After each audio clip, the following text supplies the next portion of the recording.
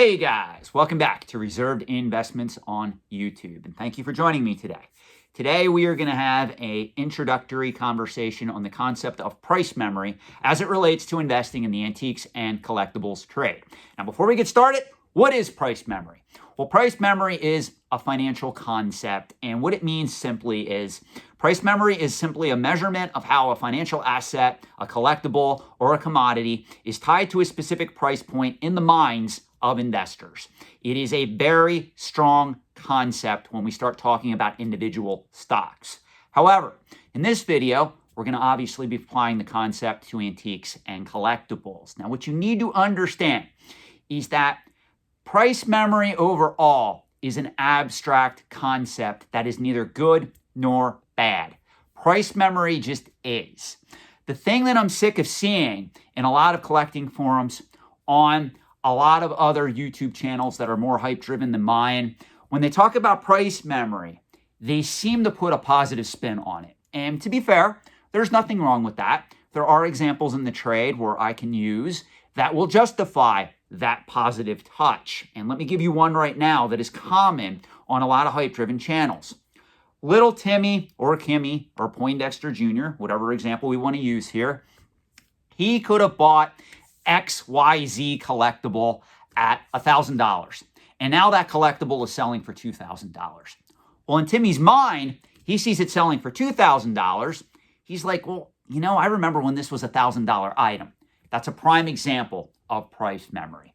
Now, why do a lot of the collectible channels out there put a positive spin on it?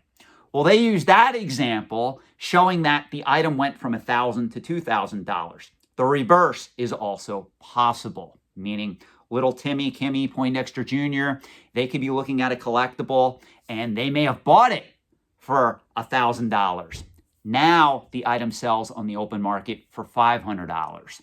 So little Timmy, Kimmy, or Poindexter Jr. is upset because in their mind, well, I lost $500. When in actuality, we don't know what you lost yet because you didn't sell your item on the open market. But overall, let's be realistic here.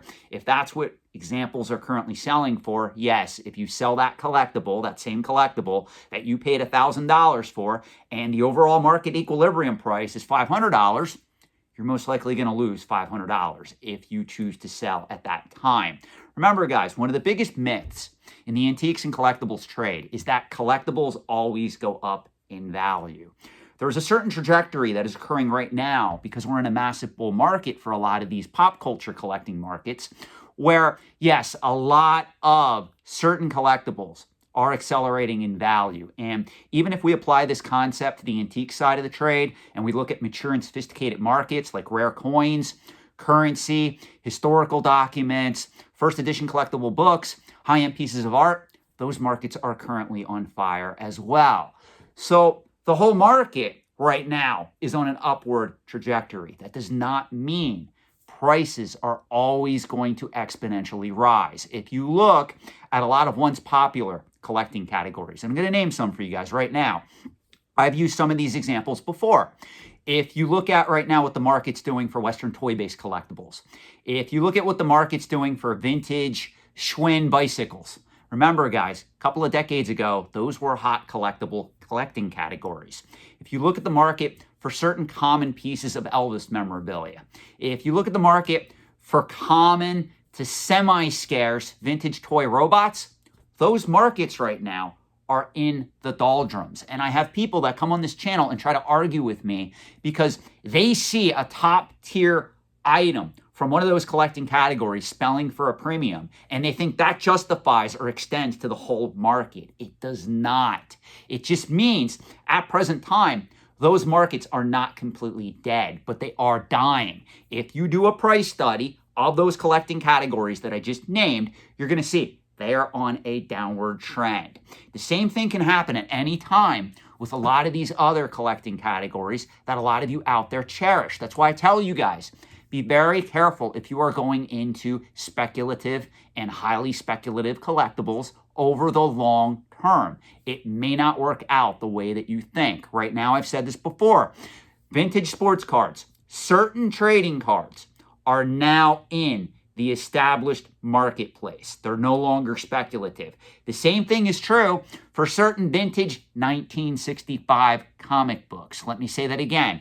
Vintage pre-1965 comic books. Not 1975, not 1970. Pre-1965 comic books. This is why when I start talking about certain collecting categories and I bring up Amazing Spider-Man 300, even in CGC 9.8, what is it that I tell you guys? Over the long term, that is a Timmy trap. I have a video coming up that is going to expand on that reasoning that does not have to do with price memory. I don't want to spoil it. It is going to be launched on this channel fairly soon. Please watch for it.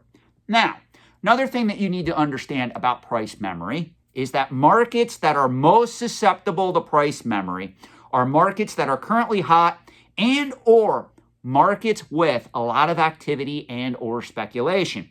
So pop culture collectibles, collectible card games, Magic the Gathering, Yu-Gi-Oh!, Pokemon, comic books, toys, video games, vintage video games, Lego, Funko Pops, which is really Beanie Babies 2.0, as much as the Funko Pop crowd hates when I state that, but that's really what that is. All those markets are susceptible to price memory. Why is that? Because in order to have price memory remain at the forefront of collectors' and investors' minds, it has to be a more common item that is routinely traded. Now, do people get price memory over grails? Like, for instance, if I would talk about a copy of Action Comics 1, CGC graded 9.0 condition. There's a lot of people that come in the comment section, oh, Sean, that's a multi-million-dollar comic book. And I agree, it is. If one came up to bid it right now, especially in that grade, sky's the limit in today's market. But at some point, if demand would ever soften for a book like that, there's going to be a lot of disappointed collectors, investors, speculators, and even comic book dealers. Why? Why does that occur? Well, guys, it comes back to the concept of price memory. Sean, you don't understand. That book can't fall in value. I just saw one sell a couple of years back. That's a holy grail rare book, and it sold for X millions of dollars. Therefore, if that book comes up for bid again, it's going to sell for that same or similar price. I don't dispute that right now. With everything increasing in value in the collectibles trade, you're 100% correct.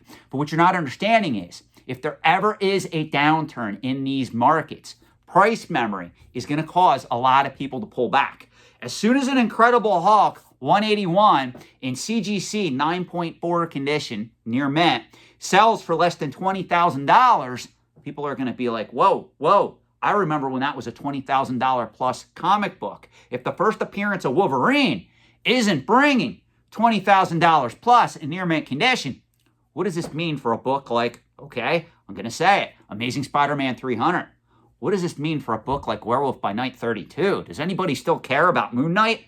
What does this mean for a book like Tomb of Dracula 10? What does this mean for a book like Giant Size X-Men 1, which there's a gazillion copies of that book out there. Not as much, obviously, as Amazing Spider-Man 300, but check out the CGC census. You'll see what I mean. It's up there. Where are these markets going to go? Price memory causes speculators, collectors, and even certain investors to do some crazy things because they remember this particular item, this particular collectible. I remember when it was selling for that price. Well, now, if the price is higher, well, I don't know if I want to pay a premium for it. I remember I could have got that for several $1,000s. Now, it's selling for $5,000. Or, again, on the other end of the spectrum, I paid $6,000 for this item, and now you're telling me it's only selling for $3,000? Man, I just got burned. Well, did you? You didn't sell yours yet. So how do you know? It's an abstract thing, guys. Again, I said this before. The auction price at any given time is not the true market value of the item in question. Meaning if you see an Incredible Hulk 181 CGC 9.4 condition book go up for bid at Heritage Auctions and it sets an all-new auction record and you have that book in your collection, I am sorry, Timmy, that price that was achieved for that book does not mean that your book is now worth that much because your book was not sold in that auction. Your book is sitting in your home or your safety deposit box or somewhere in your possession. It was not auctioned off. There is no guarantee that if you would then consign your book to Heritage, it would achieve that same record-breaking price. This is something that everybody gets wrong. And I see this discussion a lot on the Pokemon forums, and I'm sorry to say, these people that have this mindset are dead wrong, and they're the people that get burned the most financially in these markets when demand changes. That's why I do this channel, guys. Now, here's something very fascinating. Back when Beanie Babies were a thing, remember that? Those of you that are my age, again, I'm in my mid-40s. When Beanie Babies were a thing and the Beanie Baby bubble burst, yes, say that 10 times fast. When the Beanie Baby bubble burst, it was not uncommon to hear starry-eyed speculators commenting on how they were buying the dip because they simply were remembering the price that these items once sold for. As we all know, most of these speculators lost their proverbial asses in the fallout that ensued. The same thing is going to happen more slowly, but it is already starting to happen in certain instances with Funko Pops. And there's a lot of people that do not understand this core concept. Funko Pops, Flesh and Blood, for a lot of you out there that know what that is, MetaZoo, those collectible card games, they are highly speculative at present time.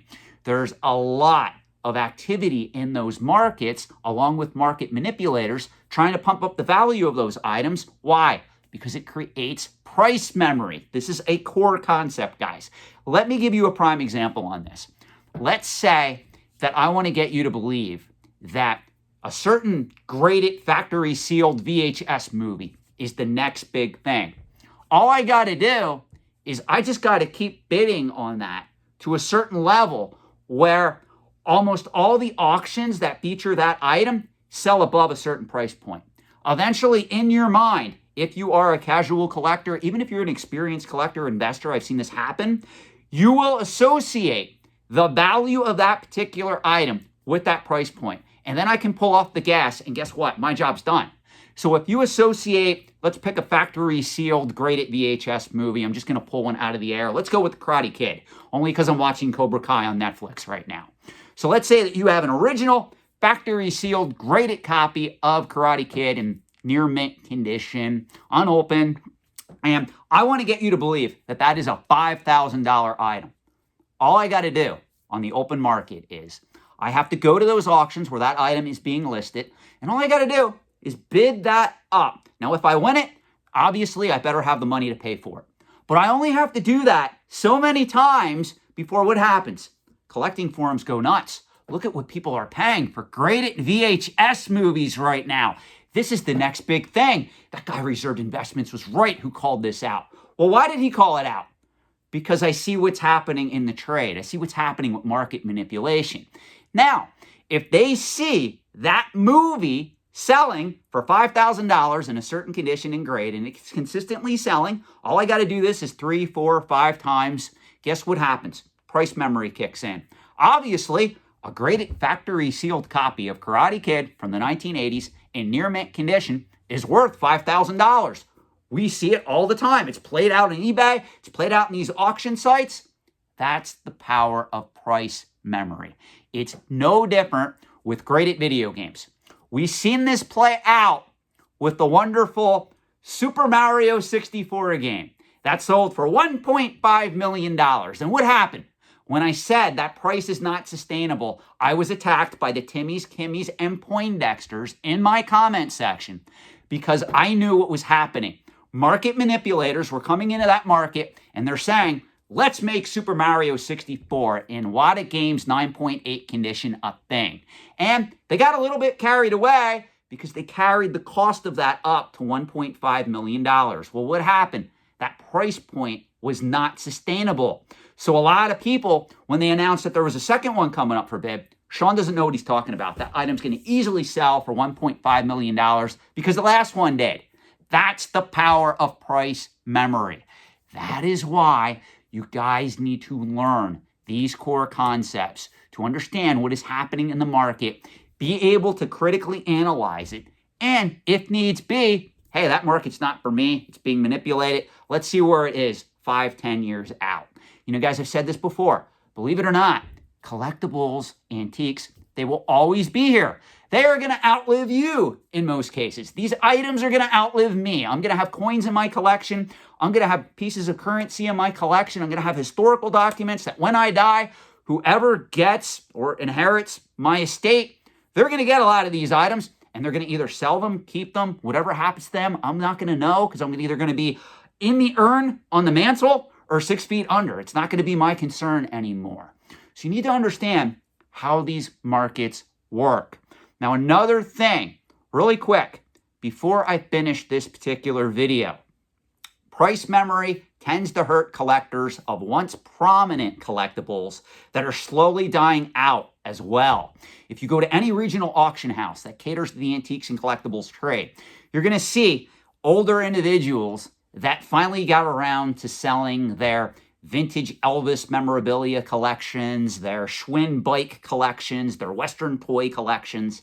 And if they attend the auction, they're going to be sitting there almost in tears because they know that some of these markets are dying out, and they remember decades ago when some of those particular items that they added to their collection were selling for thousands of dollars. Now, in certain cases, if there's any demand at all, some of these pieces are only selling for hundreds of dollars.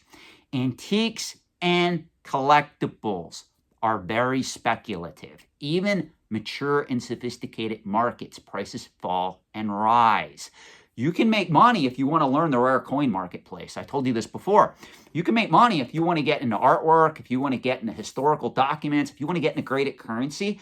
Those markets, even though they're mature and sophisticated, they still go up and down. There are peaks and valleys, guys.